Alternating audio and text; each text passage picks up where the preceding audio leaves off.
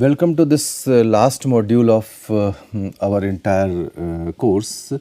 And earlier we had a discussion about various man-made disaster or hazards, and sometimes nature do play a very vital role in terms of the different hazards, and these hazards are extremely dangerous with respect to either fatality or injury or sometimes even illness.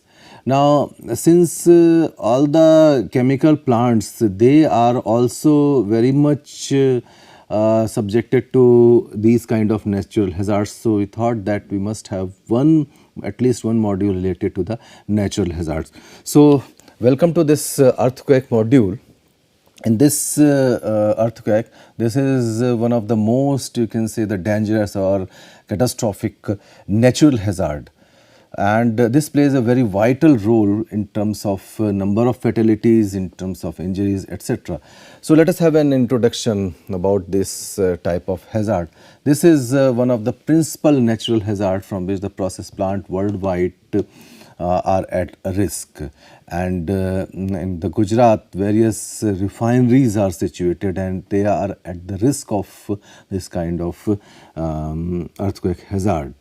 Although there are certain design implications, there are certain structural aspects being implemented to prevent the damage those may be attributed towards this natural hazard, but still they are at the risk.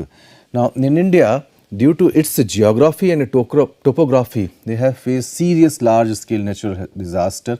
One of them is the major disaster is earthquake, although the flood, cyclones, they are also very vital, but this is having the much gravity compared to the other one. Like in Bengal earthquake, about 3 lakh fatalities took place in year 1737. Kangra earthquake, they reported about 20,000 fatalities in 1905. Latur earthquake, about 7,800 fatalities in 2001. So you can see that there are large number of fatalities those who are attributed to this earthquake, apart from the property damage, apart from the injuries, etc. So in Gujarat 2001, about 25,000 fatalities were there. In Kashmir 2005, about 86,000 fatalities were there, including Pakistan. And these are some of the major disasters recorded in India. So India is having a high risk towards the earthquake. More than 58% of India's land area, they comes under the category of moderate to severe seismic hazard. In past, India has experienced 10 major earthquakes that have been resulted in more than 30,000 deaths each. So of the earthquake prone areas, 12% is prone towards a very severe earthquake, 18% to the severe earthquake, and 25% to the damageable earthquake. Now, what is earthquake? This is the shaking or trembling caused by the sudden release of energy and usually associated with the fault or breaking of rocks. Now, continuing adjustment of position results in aftershock, and it is better to understood that through the elastic rebound theory that explain how energy is stored in rocks. So rock bends until the fractural strength of the rock is reached and rupture occurs, and the rock quickly rebound to an undeformed shape. So by this movement, the energy is released in terms of waves, they are called the seismic waves, and that radiates outward from the fault. So this is the reason why the earthquake usually takes place. So in this previous slide we had several words, so it's good to have a basic definition of those words, like seismic waves. This is energy moving outward from the focus of an earthquake. Focus, the location of initial slip on the fault where the earthquake origins. There is a concept of epicenter, spot on Earth's surface directly above the focus.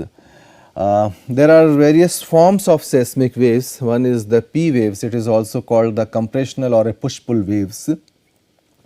It propagates parallel to the direction in which the wave is moving, and it can move through the solid and a liquid.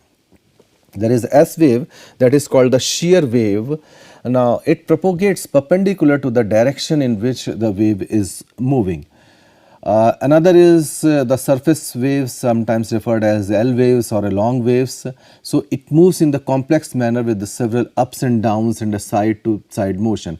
Now it poses most of the damage to the structure and the building. So while designing any chemical process plant, because sometimes it may happen that if you stored any flammable material or any toxic material, and because of the earthquake, if that particular material is released to the atmosphere, then the damage or fatality or injuries may be manifold with respect to the earthquake. There are certain properties attributed to these seismic waves, like velocity. This is the function of the physical property of the rock the wave is traveling through. The velocity increases with the rock density. Velocity changes when passing from one material to another, maybe increase or a decrease. Liquids like S waves, they do not get transmitted through the liquid, and P waves, they are usually slow down. Now, why this is important? If we know the velocity of the wave, we can infer the type of rock it traveled through, and that is how we can map the interior of the earth. So that's why it is extremely important. Let us have a characterization aspect of earthquake. For a particular location, the distance r of epicenter is the epicentral distance, and the distance to the focus is the focal distance. So that r square is equal to h square plus r square, where capital R is the focal distance or slant distance, h is the distance between the focus and the epicenter or a focal depth, and r is the epicentral distance which you have already discussed. So, the use is often made of a modified focal distance defined as r square is equal to h square plus small r square plus k square, where k is the modifying factor. Steva in 1967 has given an estimate of k is equal to 20.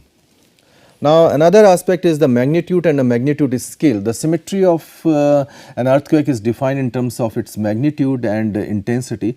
The more objective is the magnitude, which is measured by the total energy in the seismic wave. The scale of representation of the magnitude of an earthquake was devised by the Richter, and magnitude is commonly quoted in terms of the values on the Richter scale. The value is a measure of the ratio of the maximum amplitude recorded for the earthquake in question to the maximum amplitude for the standard earthquake, with both measurements made on a standard seismograph located at the standard distance from the earthquake, and the instruments being Wood Anderson seismograph of defined characteristics. So, this is through which you can measure this magnitude scale. The magnitude m of an earthquake may be measured locally, in which the case is denoted by sometimes ml, because L stands for local, or the distant point through the surface waves, when it is denoted by ms, where s is the surface wave. To differ, and in order to overcome this difficulty, Gutenberg introduced the concept of undefined magnitude m or MB, which depends on the body waves. So, B stands for body waves. So, the magnitude quoted in the literature are frequently not fully defined. The relation of Richter for the magnitude of a local earthquake is given by ML is equal to log A upon A naught to the base 10, where A is the maximum amplitude in mm and A naught is the maximum amplitude of the standard earthquake, and ML is the local magnitude under the standard conditions described. So, the value of A naught, that is the standard one assigned to the standard earthquake, is 0.001 millimeter. The Richter scale is thus a logarithmic one, and the earthquake which is 1 unit higher to the scale has an amplitude of 10 times as greater that of below it.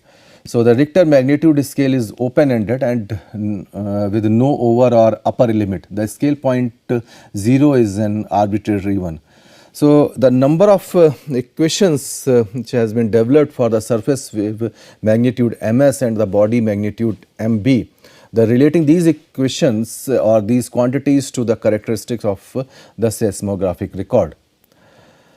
Sometimes it is necessary to convert one type of magnitude to another, and the two widely used approximate relations are those given by, one is given by Richter in 1958 is this one, that is ms is equal to 1.59 mb minus 3.97 and mb is equal to 2.5 plus 0.63 ms. Now these two magnitudes agree the value of about 6.8. Below this mb is larger and above it ms is larger. Now this is a very much guiding factor while designing or layouting any kind of chemical plant, so that when it falls under any specific zone, then definitely with the help of this particular equation you can design, so that you can put on more earthquake resistant material or design aspect in that particular layout. Now there is also an empirical equation by Gutenberg prescribed in 1956. This is mb is equal to 1.7 plus 0.8 ml minus 0.1 ml square. Let us have a look about the energy aspect, because this earthquake is attributed to the energy aspect. So the relationship between the total seismic wave energy and the surface wave magnitude was the subject of a series of studies by Gutenberg and Richter, who produced between 1936 and 1956, and a number of correlations being developed in due course of time. So 1956 Gutenberg-Richter equation for energy quoted by Gutenberg is log e to the base 10 is equal to 11.8 plus 1.5 ms, where E is the total energy. So this Gutenberg has also given the relationship between the total energy and other magnitudes. So in this particular equation you can see that there is a relationship between the total energy and other magnitudes like ml, mb, etc. So an earthquake which is 1 unit higher on the Richter magnitude scale has an energy of some say 27 times as greater as that below it. So you can imagine the magnitude of energy associated with any kind of earthquake. Now let us have a look about the frequency and return period. So a correlation between the frequency and the magnitude of earthquakes was obtained by the Gutenberg and Richter. Now this equation is given by the Richter in 1958 as log n to the base 10 is equal to small a minus b m, where capital N is the frequency of earthquake exceeding that magnitude for a year, and a and b both are constants. So this equation generally referred as a Gutenberg-Richter equation for frequency. So various workers, they have used this Gutenberg-Richter equation to correlate the frequency of earthquakes for different regions and periods. Another is a relation of Stiva and Rosenbluth in 1964 between the intensity and the local magnitude of the focal depth, and this equation is given by this correlation.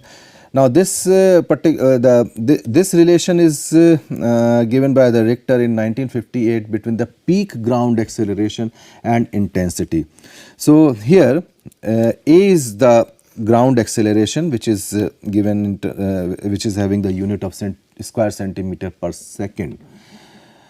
Now sometimes measuring earthquake is a bit tricky issue, and for this seismometers and seismographs both are being used for the measuring the earthquake. Now seismometers, these instruments detects the various seismic waves, whereas the seismograph, they record the intensity, height and amplitude of those seismic waves. So you can see this particular graph where you can put that seismograph is given. So you can see that the intensity, the region like Alaska, Golden Colorado, Bogota, so they have recorded the different waves, etc. So this is the sample example of seismograph. Usually the whenever we are involved in the measuring of those earthquakes, so earthquake is measured in two ways. One is the magnitude with respect to Richter scale. This measures the energy released by fault movement related to the maximum amplitude of the S waves measured from the seismograph. Logarithmic scale quantitative measurement is also being taken place. So, for each whole number there is a 31.5 times increase in the energy.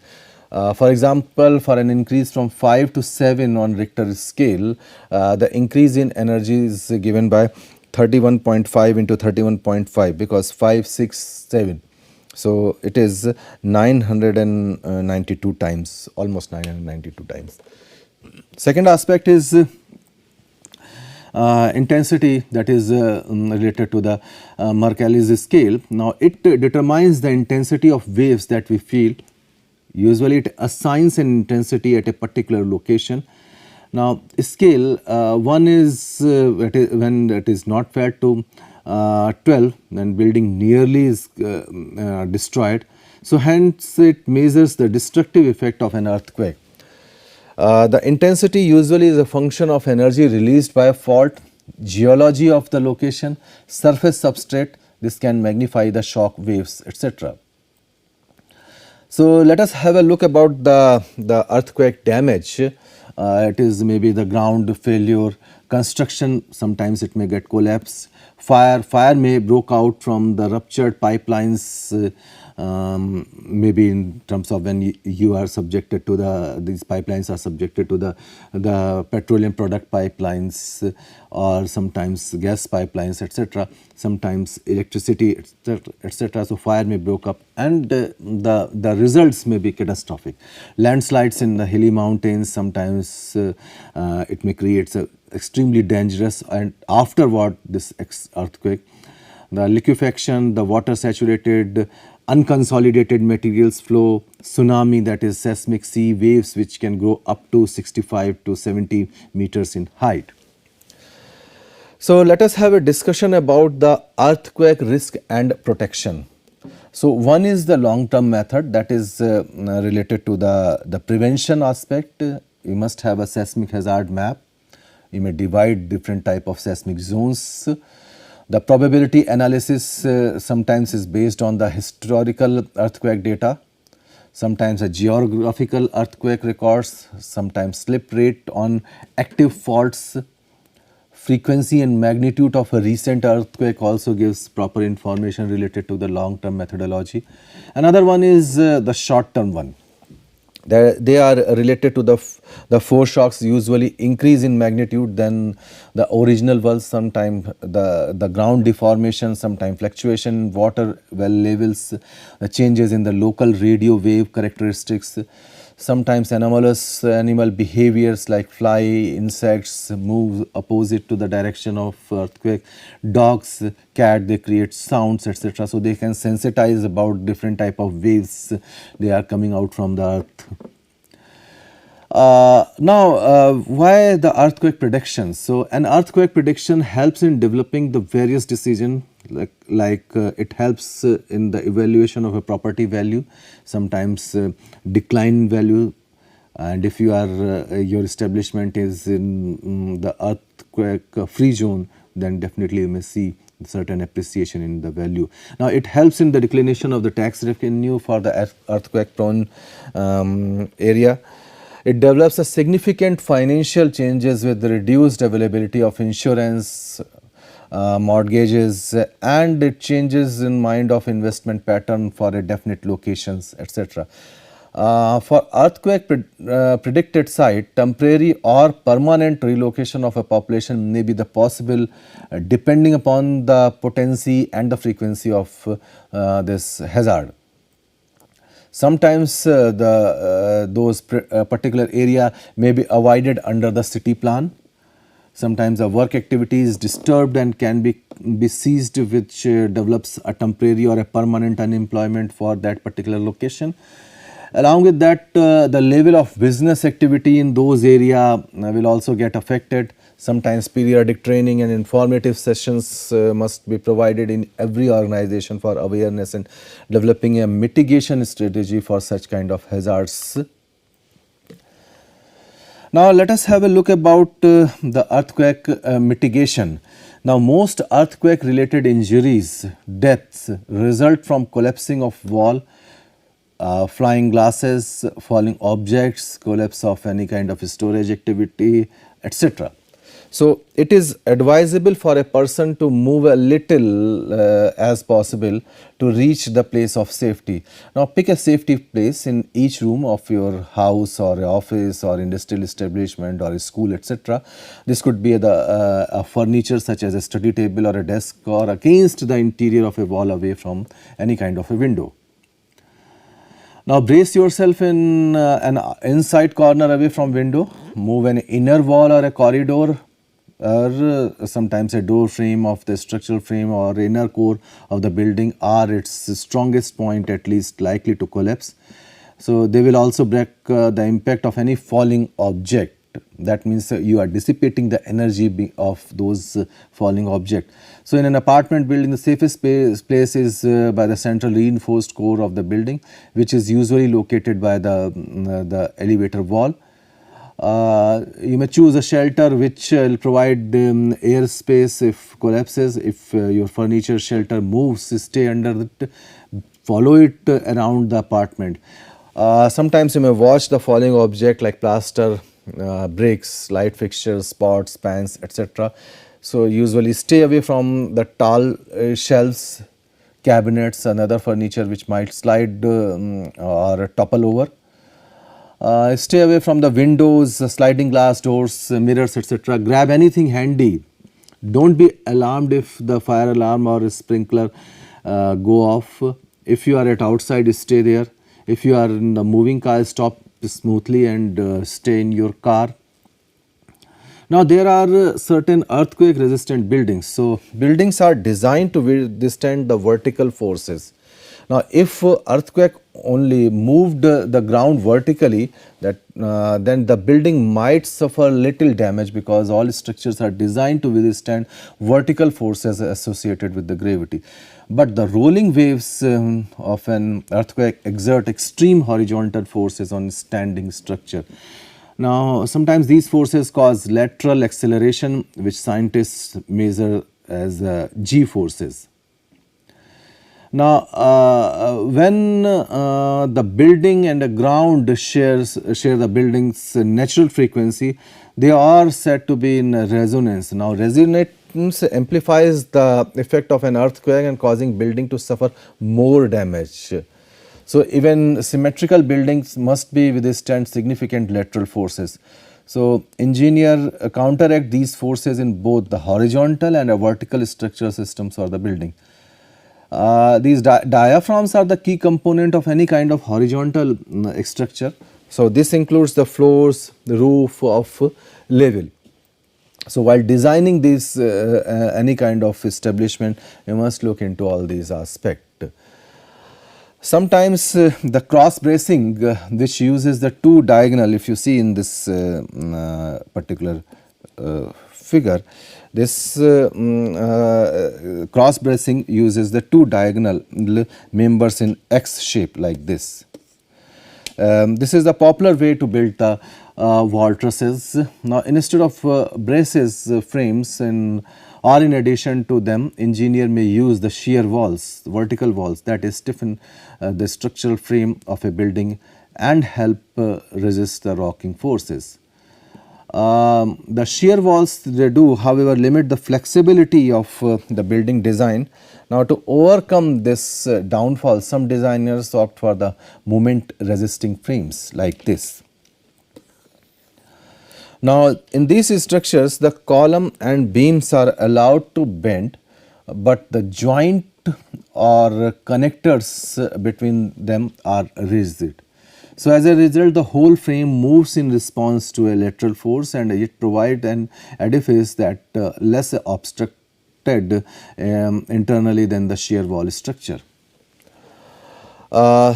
some base isolations are also there. It involves a floating building above its foundation on a system bearing spring, padded cylinders, hydraulic movements, etc. So, based on this concept, there is a concept of active mass damping. Now, this increasingly more earthquake resistance building, designers they are installing these damping systems like high rise buildings, etc. So, these active mass damping, for example, they relies on the heavy mass mounted on the top of the building and connected to the viscous dampers that act the shock absorbers, like in this. Now, let us have a case study that is and that accident took place in Wenchuan earthquake in China 2008. It was the day of May in 2008 at 2:28 local time, and Wenchuan area in the Sichuan province, that is the heartland of China, there was a major earthquake took place, and they killed this earthquake killed almost 70,000 people, injured about 3.74 lakh and rendered almost 50 lakhs homeless. So, the economic loss was attributed to around 5 million buildings they collapsed, while 21 million buildings suffered a damage. About 140 billion US dollar was reported in terms of economic losses. Now, this Sichuan province is a major hub of various chemical process industries, and especially for the fertilizer industry due to the abundance of phosphate rock in that particular proximity. Now, in 2010, a study was carried out to analyze the effect of this earthquake on industrial facility. So, 18 industrial facilities including the fertilizer, pharmaceutical, cement, oil storage and the chemical process industries have been selected for this one. So, this study was characterized into different parameters. So, one is that building and other structure. So, the older facilities having suffered more extensive and more severe damage than those built more recently according to the latest design code.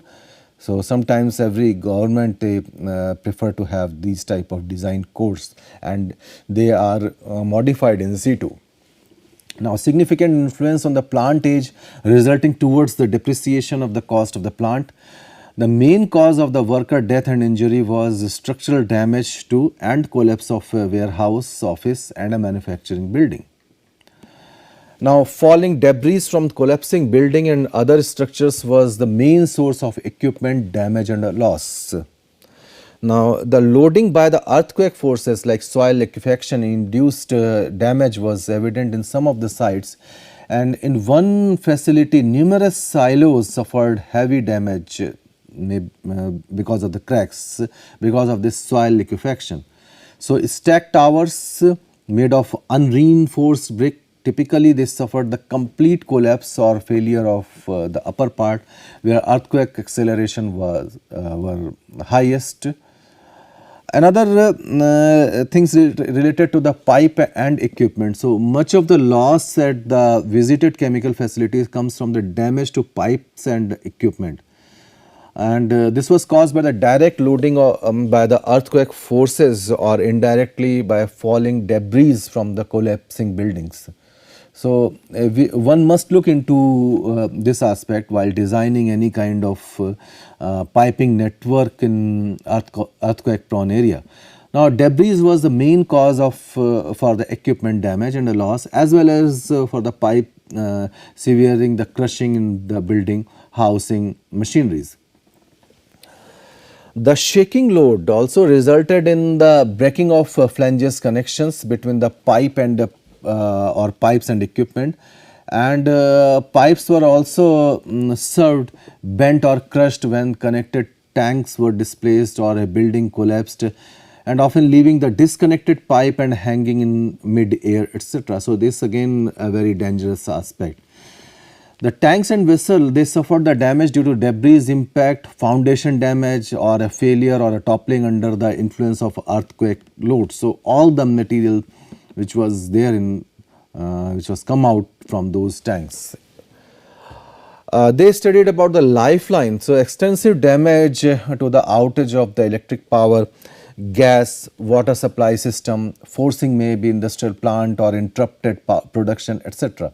So the power supply to the most of the affected area was restored within a week of the disaster. The water distribution network, which suffered badly from the damage to the tanks, reservoir, numerous breaks in the water pipeline, it took around 2 weeks or more to re-establish the industrial Now, industrial facilities, even if undamaged by the earthquake, could only resume operation once the water supply was restored due to the loss of the cooling capacity. So, in case if they started immediately, then something may be more catastrophic. Now let us study about the hazardous material release. So various plants, they experienced ammonia leakage. Again, it was extremely dangerous. The phosphorus burning was also reported after the collapse from a chemical factory. Now immediate effect of hazardous material released is unclear and controversial, because sometimes this type of clear data may not be available, because it's very difficult when the large number of the fatalities at stake. So it's very unpredictable to find out the actual reason of those hazardous material release. So river found polluted with ammonia, sulfuric acid and other chemicals. So in this, at the last of this particular case study, there are a couple of lessons learned, that like natural disaster can have a devastating impact on the industrial facilities, casualties, environmental losses, economic losses, in addition to the interruption in business. Newer building and the construction of earthquake resistant structure do help in handling of such situation. Realistic assessment of expected earthquake is the step to mitigate the risk. The collapsed building and the debris resulting are the major reason of the casualties. So efforts should be made to lessen these situation. Now in this aspect, one thing we must remember, that the man-made disaster or man-made accidents we can always prevent by the proper designing, proper knowledge, proper technical competency. So you can always either prevent or you can minimize, but the natural disaster or a natural cause, you cannot prevent it, because it's highly unpredictable in nature, highly uncontrollable. So this is the thing, I mean, by this way you can minimize the aspect of danger, you can minimize the aspect of catastrophe by proper designing, by proper layouting, by proper taking care of all the aspect. So in this particular aspect, we have discussed about the earthquake issues. As a reference, we have taken with respect to the natural hazards or a natural calamity which may pose any chemical plant at the stake. If you are interested, then you can see different references which we have enlisted in this particular slide. So as we are coming to the end of this particular subject, that is chemical process safety. So in this particular subject, we have studied all the basic aspects of chemical process safety. What are the root causes of the chemical process safety? What are the different things which are attributed to the safe operation of any chemical plant? We covered the man-made hazards to the natural hazard. We have gone through different remedial measures, how to prevent the fire, how to prevent the explosion, what are the different integral part of any kind of toxicological studies, etc. We have covered various numerical aspects. With the also we have covered different case studies which are the major hazards or major event in the chemical safety timeline. So I hope that this particular subject is very much informative, and we have covered all the aspects of this particular subject. With this, I am summing up. Thank you very much.